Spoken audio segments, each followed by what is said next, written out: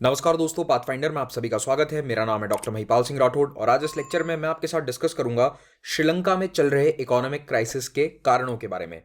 अब श्रीलंका में आटा दाल चावल के क्या भाव हैं ये मैं आपको नहीं बताने वाला हूं, it is irrelevant for us. लेकिन ये पूरा क्राइसिस क्यों हुआ, इसके पीछे की हिस्ट्री क्या है, पूरी इकोनॉमिक डिटेल्स आपको इस लेक्चर में मिलने वाली है। तो आगे बढ़ें उससे पहले पाथफाइंडर चैनल को सब्सक्राइब करना ना भूलें और इस लेक्चर का पीडीएफ आप मेरे टेलीग्राम चैनल या पाथफाइंडर के टेलीग्राम चैनल से डाउनलोड कर सकते हैं। अनअकैडमी स्टोर का आज जयपुर में अनावरण हो रहा है, तो आज अगर सुबह आप ये वीडियो देख रहे हैं so you can come to the Unacademy store launch event. यहाँ पर आप मुझसे भी मिल सकते हैं और इसके लिए आपको रजिस्टर करना ज़रूरी है। लिंक नीचे डिस्क्रिप्शन में और पहले कमेंट में आपको मिल जाएगा। कल रविवार को हो रहे कॉम्बैट में प्रीवियस ईयर क्वेश्चंस पूछे जाएंगे, तो इनको ज़रूर अटेम्प्ट करें और अगर आप अच्छी रैंक लेकर आते हैं तो स्कॉलरशिप जीतने का आपके पास मौका रहता है। श्रीलंका भारत की तरह एक ब्रिटिश कॉलोनी था और 1948 में इसे आज़ादी मिलती है। लेकिन हैरानी की बात यह है कि भारत से विपरीत इसकी आर्थिक स्थिति आज़ादी के समय बहुत ही अच्छी थी। तो यहाँ पर life expectancy was 50 plus, Japan की उस समय 57 थी। इन्फेंट मोर्टेलिटी रेट्स 82 पर 1000 लाइव बर्ड्स, मलेशिया में 91, फिलीपींस में 102 था। तो आप देख सकते हैं कि एशिया के भी कई देशों के कंपैरिजन में श्रीलंका काफ़ी आगे था। तो एक डिसेंट इकोनॉमिक स्थिति को श्रीलंका की सरकार ने और अच्छे से आगे बढ़ाया और शुरुआती 20 साल श्रीलंका के लिए काफ़ी अच्छे थे। मैक्रो इकोनॉमिक पॉलिसी इंडिपेंडेंट थी, बड़े स्तर पर इकोनॉमी रिलैक्स और टाइट करी जाती थी फॉरेन एक्सचेंज की ज़रूरतों के अनुसार। लेकिन 1970s में स्थिति बदलनी शुरू हो जाती है, तो देश में सोशलिस्ट गवर्नमेंट के खिलाफ आर्म्ड रिवोल्ट्स शुरू हो जाते हैं। हथियार उठाकर बगावत कर देते हैं कई लोग श्रीलंका की सोशलिस्ट सरकार के खिलाफ। उस समय प्रधानमंत्री थी सिरिमावो बंदारनाइके, जो दुनिया की पहली महिला हेड ऑफ स्टेट हुआ करती थी। तब श्रीलंका एक प्रो सोवियत यूनियन देश था, लेकिन धीरे धीरे 1977 में यहाँ पर एक प्रो यूएस सरकार ताकत में आ जाती है। तो अब श्रीलंका की गवर्नमेंट पश्चिमी देशों से, खास करके यूएस से काफ़ी नज़दीकी रिश्ते रखती है और अब सोशलिज्म से दूर जाना स्टार्ट कर देती है। श्रीलंका दक्षिण एशिया का पहला देश था जिसने इकोनॉमिक रिफॉर्म्स स्टार्ट कर दिए थे। तो श्रीलंका का इकोनॉमिक लिबरलाइजेशन 1970s में ही शुरू हो गया था। ये सेम प्रोसेस भारत में 1990 के बाद होता है और चाइना में 1980 के बाद।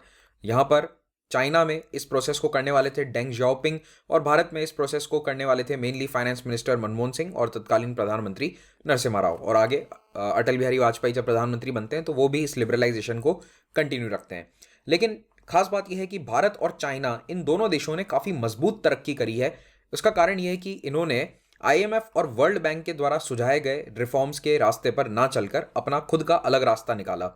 तो आईएमएफ वर्ल्ड बैंक एक शॉक थेरेपी बताते हैं, जो उन्होंने सोवियत यूनियन के बाद रशिया को भी कहा था करने के लिए, और जिससे रशिया की इकोनॉमी काफ़ी नीचे चली गई। लेकिन भारत और चाइना दोनों देशों ने धीरे धीरे डिसइन्वेस्टमेंट किया अपने पीएसयूज में और मजबूत कॉरपोरेट कानून बनाए। चाइना ने कुछ और अलग तरीके अपनाए, जैसे कि स्पेशल इकोनॉमिक जोन्स एटसेट्रा। तो कुल मिलाकर भारत और चाइना, इन दोनों की तरक्की काफ़ी धीरे होती है लेकिन मजबूत तरक्की होती है।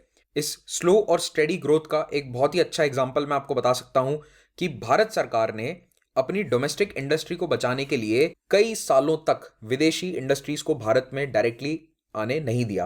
आप हर साल सुनते होंगे कि कोई ना कोई सेक्टर में एफडीआई के परसेंटेज को इंक्रीज किया जाता है, जैसे कि डिफेंस प्रोडक्शन एटसेट्रा में तो अभी जाकर वो 50 के आसपास पहुंचा है, 50 प्लस हुआ है। तो कई सेक्टर ऐसे हैं, इंश्योरेंस सेक्टर आप देख लीजिए, जहां पर विदेशी कंपनियां डायरेक्टली भारत में आकर व्यापार नहीं कर सकती थी, लेकिन अब वो कर सकती हैं व्यापार। तो उनको धीरे धीरे एफडीआई की परमिशन बढ़ाई गई है उनकी। इससे हमारी लोकल कंपनीज जो हैं, डोमेस्टिक कंपनीज, वो भी मजबूत हो गई हैं और उन्हें टाइम मिल गया अडेप्ट करने का कि वो बाहर की कंपनियों से लोहा ले सकें। और आज भी आप देख सकते हैं कि देश में सबसे बड़ी इंश्योरेंस कंपनी एक गवर्नमेंट ओन्ड एलआईसी कंपनी है। हालांकि अब उसका आईपीओ आने वाला है तो उसमें प्राइवेट हिस्सेदारी आ जाएगी, but still as of right now it is a public company. इस प्रकार के नियमों से भारत में तरक्की थोड़ी धीमे होती है लेकिन स्टेडीली होती है। कोई साल ऐसा नहीं है जब हमारी तरक्की रुक गई। ऑफ कोर्स 2020-21 एक अपवाद था, उसके अलावा आप देखेंगे तो लगातार भारत की जीडीपी बढ़ती जा रही है। तो श्रीलंका ने ऐसा क्या अलग किया कि 1970s में वो तरक्की नहीं कर पाया? देखिए, श्रीलंका ने आईएमएफ, वर्ल्ड बैंक और अमेरिका का फॉर्मूला अपनाया। ये फॉर्मूला लिबरलाइजेशन का कई बार फेल हो चुका है, तो श्रीलंका ने तुरंत लिबरलाइजेशन शुरू कर दिया। जितनी भी इंडस्ट्रीज हैं उन्हें डीरेगुलेट करा, प्राइवेटाइज कर दिया और अपनी इकोनॉमी को अंतर्राष्ट्रीय कंपनीज के लिए ओपन कर दिया गया। अब जब मार्केट ओपन हो जाता है तो इससे विदेशी कंपनियां आकर डोमेस्टिक कंपनी से compete करती हैं, और ऑफ कोर्स विदेशी कंपनियों के पास ज़्यादा पैसा है, ज़्यादा एक्सपर्टीज़ है, तो वो डोमेस्टिक कंपनीज को टिकने नहीं देते हैं। खुले व्यापार की नीतियों के तहत श्रीलंका ने बड़े स्तर पर यूएस और जापान से गेहूं और चावल को आयात किया। इस आयात के कारण लोकल श्रीलंकन फार्मर्स को ज़्यादा पैसे नहीं मिल पाते थे, उनका जो प्रोडक्ट है वो मार्केट में फेल होने लग गया। तो डोमेस्टिक प्रोड्यूसर्स, डोमेस्टिक फार्मर्स, इनको सपोर्ट नहीं मिलता है इस लिबरलाइजेशन में। और जितनी जल्दी नौकरियां आ रही थी, जैसे इंपोर्ट एक्सपोर्ट सेक्टर में नौकरी आ रही है, लेकिन उससे तेज़ी से जॉब्स खत्म हो रही थी, और इसीलिए श्रीलंका की जीडीपी 1979 के बाद लगातार गिर रही है। अगर आप इसे देखेंगे तो आपको थोड़ा सा उछाल कहीं नजर आएगा, फिर वापस नीचे आ जाएगा, again it is going down, going up. Bharat के जैसा ग्राफ नहीं है ना, ऐसा स्ट्रेट ऊपर नहीं जा रहा है, स्टेडी ऊपर नहीं जा रहा है। ये वाला ग्राफ काफ़ी उतार चढ़ाव वाला है। और इसी उतार चढ़ाव को देखते हुए आईएमएफ ने कहा कि चलो कोई बात नहीं, हमारा बताया फॉर्मूला अगर आपसे नहीं लागू हो पा रहा है तो आप हमसे लोन ले लो। तो इन्होंने स्ट्रक्चरल एडजस्टमेंट प्रोग्राम के तहत श्रीलंका को कई मिलियंस ऑफ डॉलर्स दिए हैं। यहाँ पर देखिए कि ये अमाउंट बढ़ता जा रहा है। 22 मिलियन से शुरू हुआ था 1965 में, और 2020 में ये 1300 मिलियन को क्रॉस कर चुका है। 1300 मिलियन डॉलर हैं ये। तो आईएमएफ का स्ट्रक्चरल एडजस्टमेंट प्रोग्राम एक प्रकार का लोन दे रहा है श्रीलंकन गवर्नमेंट को, लेकिन इस लोन की कुछ शर्तें होती है और उन शर्तों का पालन करना ज़रूरी होता है। आईएमएफ का लोन लेने के बावजूद श्रीलंकन गवर्नमेंट ने अपने देश में माइनॉरिटीज़ के साथ काफ़ी उत्पीड़न किया, और कई सारे लेफ्ट यूनियंस या ट्रेड यूनियंस को बंद करवा दिया गया। 1980 के बाद श्रीलंका में एक गृह युद्ध आ जाता है। गृह युद्ध क्यों था? क्योंकि उत्तरी और पूर्वी इलाकों में रहने वाले तमिल माइनॉरिटी के लोग एक अलग देश या फिर कम से कम एक स्वायत्त प्रांत चाहते थे, जिसमें इन प्रांतों को सेंट्रल गवर्नमेंट से काफ़ी हद तक स्वायत्तता प्राप्त हो। इस डिमांड को लेकर एलटीटी नाम का एक संगठन हथियार उठा लेता है, और वैसे कई संगठन थे जिन्होंने हथियार उठाया था, but LTT was the largest one, और इसका श्रीलंका की सरकार के साथ एक युद्ध छिड़ जाता है। एलटीटी उत्तर पूर्वी श्रीलंका के कई एरियाज को कंट्रोल करता था। इसके कारण भी व्यापार 1980s और 1990s में श्रीलंका में बड़े स्तर पर इम्पैक्ट आता है इसका, और एलटीटी को ज़्यादातर दुनिया के देश आतंकवादी संगठन मानते हैं। 2009 में फाइनली ये श्रीलंकन सिविल वॉर खत्म होता है। तो अप्रॉक्सीमेटली 1982 में शुरू हुआ और 2009 में जाकर ये युद्ध समाप्त होता है, और इस 25-26 साल की लड़ाई में श्रीलंका को काफ़ी आर्थिक नुकसान झेलने को मिला। तो ये भी एक रीज़न था कि जीडीपी तेज़ी से ऊपर नहीं बढ़ पाई। लेकिन देखिए, एलटीटी की हार के बाद तो फिर जीडीपी तेज़ बढ़नी चाहिए थी, इकोनॉमी की ग्रोथ बहुत अच्छी होनी चाहिए थी, लेकिन ऐसा भी कुछ नहीं होता है। 2009 में जब एलटीटी हारा था, उस समय महिंदा राजपक्षे पावर में थे। अभी जो महिंदा राजपक्षे प्राइम मिनिस्टर हैं, ये उस समय प्रेसिडेंट हुआ करते थे, और इन्हीं के एफर्ट्स के कारण ये गृह युद्ध पूरा समाप्त हुआ था। और श्रीलंका के लोग, खास करके जो सिंहला मेजॉरिटी के लोग हैं, वो राजपक्षे से काफ़ी खुश रहते हैं बिकॉज ऑफ दिस रीज़न कि उन्होंने एक गृह युद्ध को समाप्त कर दिया था। तो युद्ध के खात्मे के बाद ऐसा लगता है कि अब आर्थिक तरक्की बहुत ज़बरदस्त तरीके से होगी, और कुछ साल के लिए ऐसा हुआ भी। देखेंगे आप 2009 के बाद यहाँ पर एक स्पाइक नज़र आएगा आपको 2013 तक। तो 3-4 साल तरक्की अच्छी थी, लेकिन उसके बाद फिर इकोनॉमी नीचे आना स्टार्ट हो जाती है। तो श्रीलंका की जो जीडीपी बढ़ रही थी 3 साल तक बढ़ती रही, उसके बाद वो नीचे आना स्टार्ट होती है।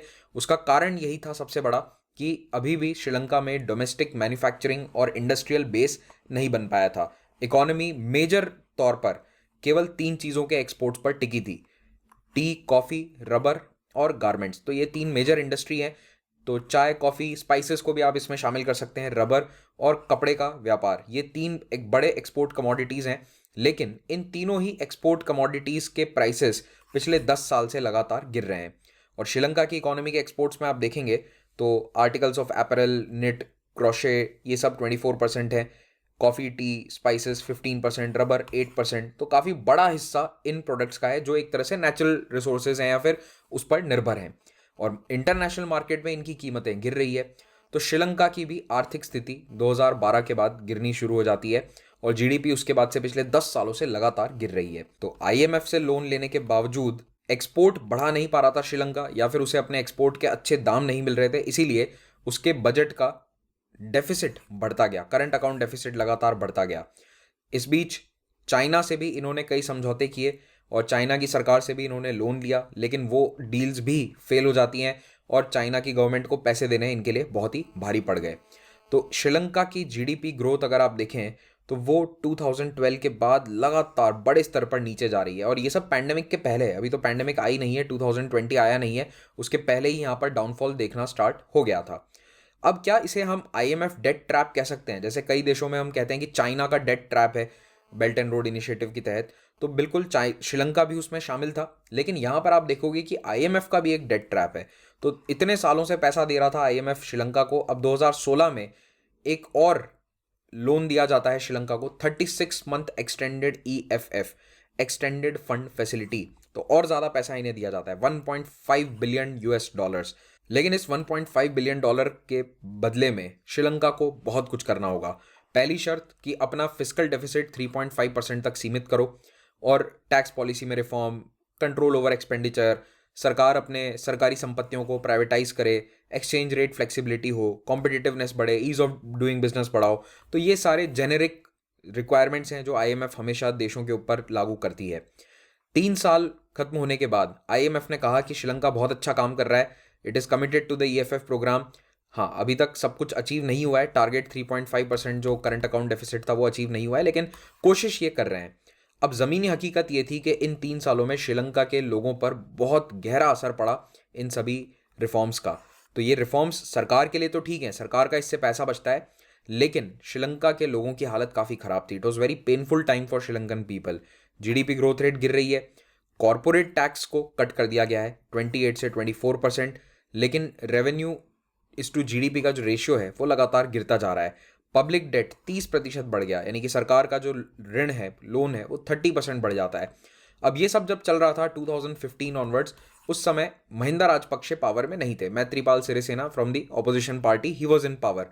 लेकिन 2019 में एक बहुत बड़ा बदलाव होता है। 2019 में महिंदा राजपक्षे के भाई गोतबाया राजपक्षे फिर से पावर में आ जाते हैं। तो गोतबाया राजपक्षे राष्ट्रपति बनते हैं, और उन्होंने राष्ट्रपति बनने के कुछ ही महीने बाद अपने भाई महिंदा राजपक्षे को प्राइम मिनिस्टर अपॉइंट कर दिया। कुल मिलाकर ये राजपक्षे परिवार पूरी तरह से पावर में है। It is one of the strongest political dynasties in entire world. इस परिवार के 4 सदस्य तो मंत्री हैं, और उनके बेटे भी बहुत ऊंचे पोजीशंस पर अभी अपॉइंट किए जा रहे हैं। तो पूरा परिवार ही राजनीति में है। तो 2019 में गोतबाया राजपक्षे ये चुनाव जीत जाते हैं, और इसके बाद शुरू होता है श्रीलंका का बहुत ही खराब समय। तो 2019 में 2 बड़े इवेंट्स होते हैं जिन्होंने श्रीलंका की इकोनॉमी को और ज़्यादा झटके दे दिए। तो पहले से श्रीलंका की इकोनॉमी की हालत इतनी अच्छी नहीं है। उसके उपरांत 2019 में यहाँ पर बड़े स्तर पर बॉम्बिंग होती है, जिसमें 250 लोग मारे जाते हैं। अब इन बॉम्बिंग्स के कारण टूरिज्म पूरी तरह से ठप हो गया। विदेशी टूरिस्ट, खास करके यूएस या फिर यूरोपियन कंट्रीज़ के टूरिस्ट हैं, ये श्रीलंका आने से कतराते हैं, और 2019 अप्रैल के बाद से ही श्रीलंका में टूरिज्म नीचे जाना स्टार्ट हो जाता है। 2020 मार्च में आता है कोविड-19 पैंडेमिक। इसके कारण तो दुनिया भर में टूरिज्म बंद हो जाता है। तो श्रीलंका पहले काफ़ी पॉपुलर टूरिज्म डेस्टिनेशन था, यहाँ पर बड़े बड़े लोग आते थे हॉलीडे मनाने। शेन वॉन भी यहाँ पर गए थे कुछ साल पहले। तो आप देख सकते हैं कि टूरिज्म के कारण फॉरेन करेंसी आती है ना, तो अच्छा रेवेन्यू आता था इन्हें। लेकिन 2020 के बाद टूरिज्म बिल्कुल ठप पड़ चुका है। टूरिस्ट की संख्या नाम मात्र की है। तो जहाँ पहले 3 लाख 2.5 लाख के आसपास टूरिस्ट आ जाते थे हर साल श्रीलंका, अब वो संख्या इतनी नहीं रही। टूरिज्म में गिरावट से फॉरेन एक्सचेंज रिजर्व्स पर भी असर आता है, क्योंकि विदेशी मुद्रा आती है जब फॉरेन टूरिस्ट घूमने आते हैं आपके देश में। 2018 में जहां इनका foreign exchange reserve 10 billion dollar था, अब वो 2 पॉइंट समथिंग बिलियन डॉलर पर आ चुका है। अगर आप इसे जीडीपी से कंपेयर करना चाहें तो श्रीलंका की इकोनॉमी 2018 में 87 बिलियन डॉलर की थी, और 10 बिलियन डॉलर का फॉरेन एक्सचेंज रिजर्व। क्या ये दोनों आंकड़े भारतीय इकोनॉमी के लिए आप मुझे बता सकते हैं कि इंडिया का फॉरेन एक्सचेंज रिजर्व अभी कितना है, और इंडिया की जीडीपी की साइज कितनी थी 2021 या उससे जस्ट पहले? तो इससे आपको एक रेशियो का अंदाज़ा लगेगा कि कितना फॉरेन एक्सचेंज रिजर्व देश रखते हैं। तो अभी श्रीलंका का फॉरेन एक्सचेंज रिजर्व अपने लोएस्ट पर है, 2 पॉइंट समथिंग बिलियन डॉलर पर आ चुका है। तो इसके कारण इकोनॉमिक क्राइसिस यहाँ पर चल रहा है। इनके पास पैसे नहीं है देने के लिए दूसरे देशों को सामान खरीदने के लिए।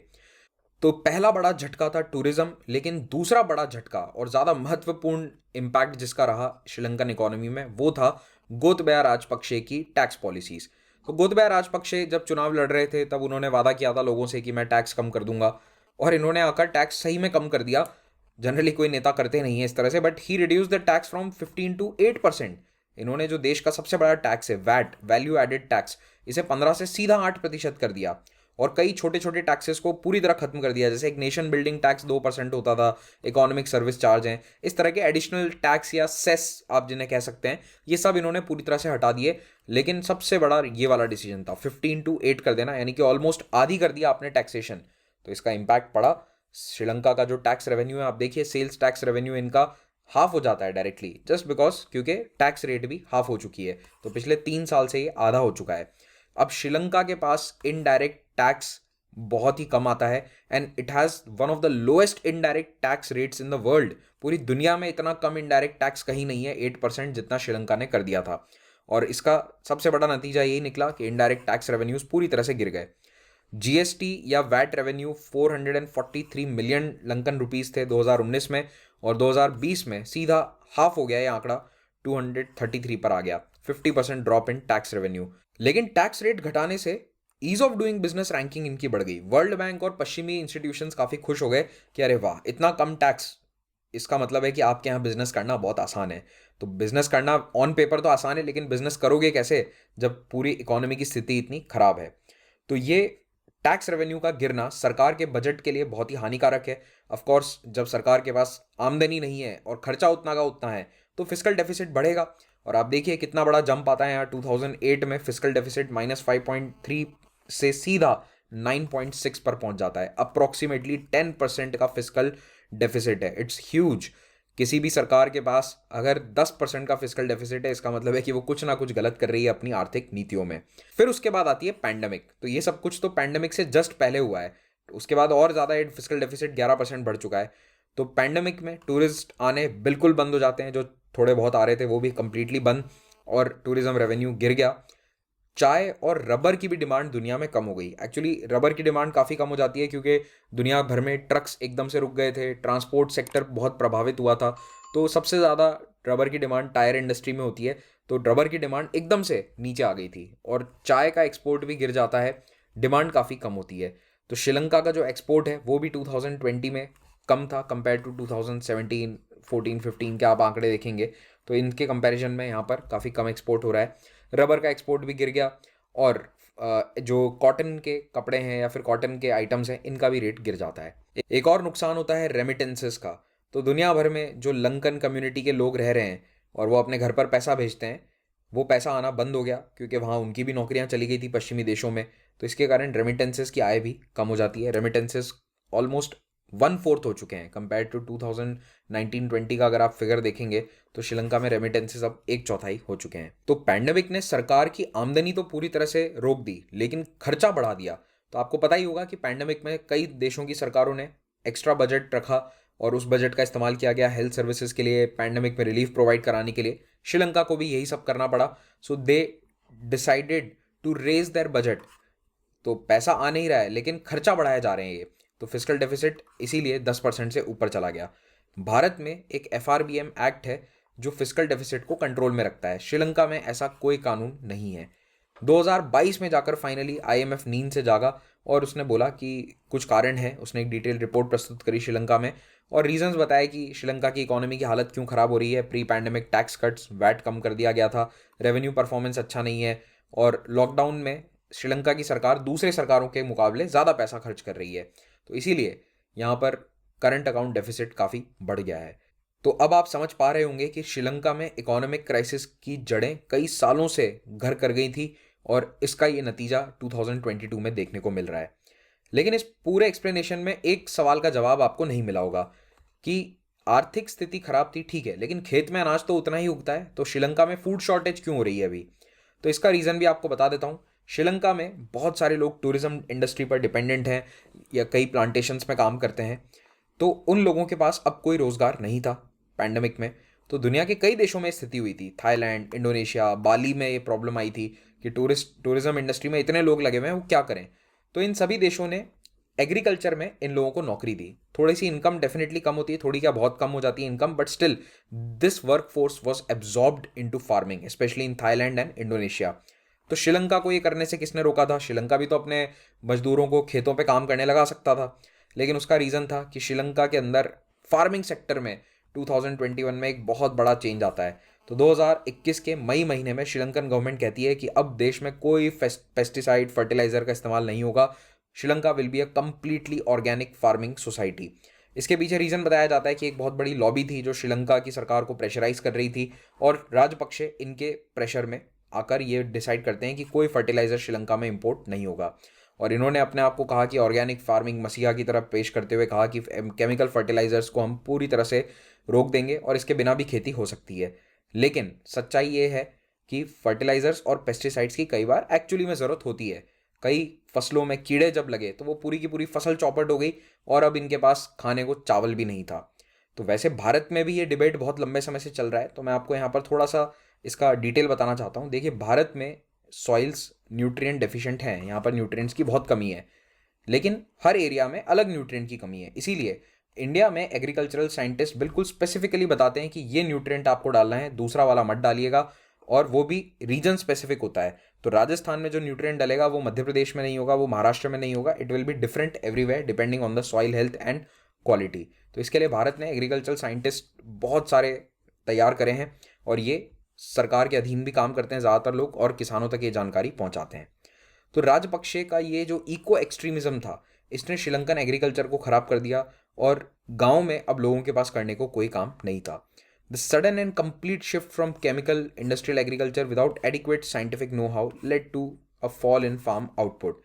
फार्मर्स और व्यापारी दोनों के आजीविका पर असर आ जाता है, और चावल का प्रोडक्शन श्रीलंका में 2020 में काफ़ी कम हुआ था। यहाँ पर आप फॉल देखिए 752 से 584, और ये तब है जब मानसून बहुत अच्छा था। अच्छा मानसून हो उसके बावजूद इतना बड़ा फॉल देखा जाना नॉर्मल नहीं है। तो राजपक्षे का ये जो मिस एडवेंचर है, इसमें कई पश्चिमी देश भी इनको सपोर्ट कर रहे हैं, और ये फोर्स करते हैं कि ऐसी पॉलिसी अपनाई जाए जो इंडस्ट्रियलाइज देश अपनाते नहीं है। तो श्रीलंका की सरकार को कहते हैं कि आप ऑर्गेनिक करो, आप पोल्यूशन फ्री बन जाओ, लेकिन यूएस की सरकार के सामने ये संगठन कभी भी अपनी आवाज़ नहीं उठाते।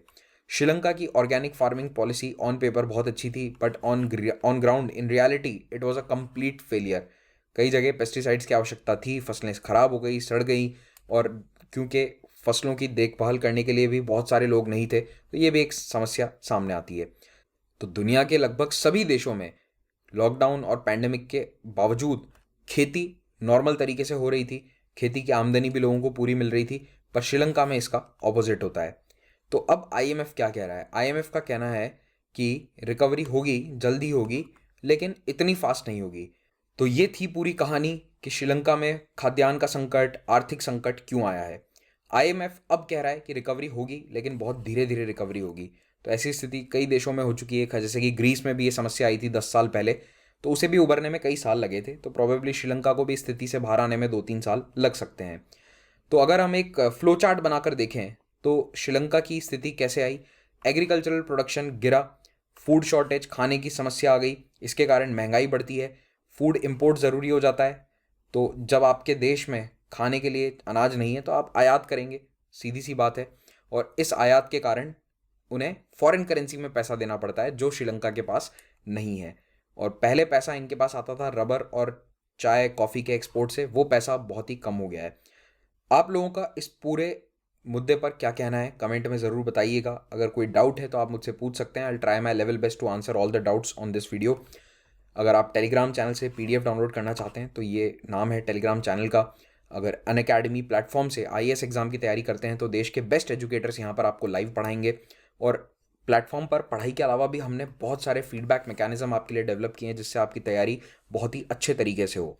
प्लस और आइकॉनिक 2 प्रकार के सब्सक्रिप्शन है, कोई भी सब्सक्रिप्शन आप ले लो उस पर आपको 10% डिस्काउंट मिलेगा अगर महिपाल कोड का इस्तेमाल करते हैं। तो आइकॉनिक सब्सक्रिप्शन की खास बात यह है कि यहाँ 1-on-1 मेंटरिंग मिल जाती है। ऑप्शनल के कोर्सेज भी अवेलेबल हैं, सारे कोर्सेज ईएमआई ऑप्शन पर अवेल कर सकते हैं। हर हफ्ते नया बैच बनता है, इस नए बैच को ज्वाइन कर लीजिए। कोई भी डाउट है कोड से संबंधित, कोर्स से संबंधित, तो इस फ़ोन नंबर पर कॉल कीजिए।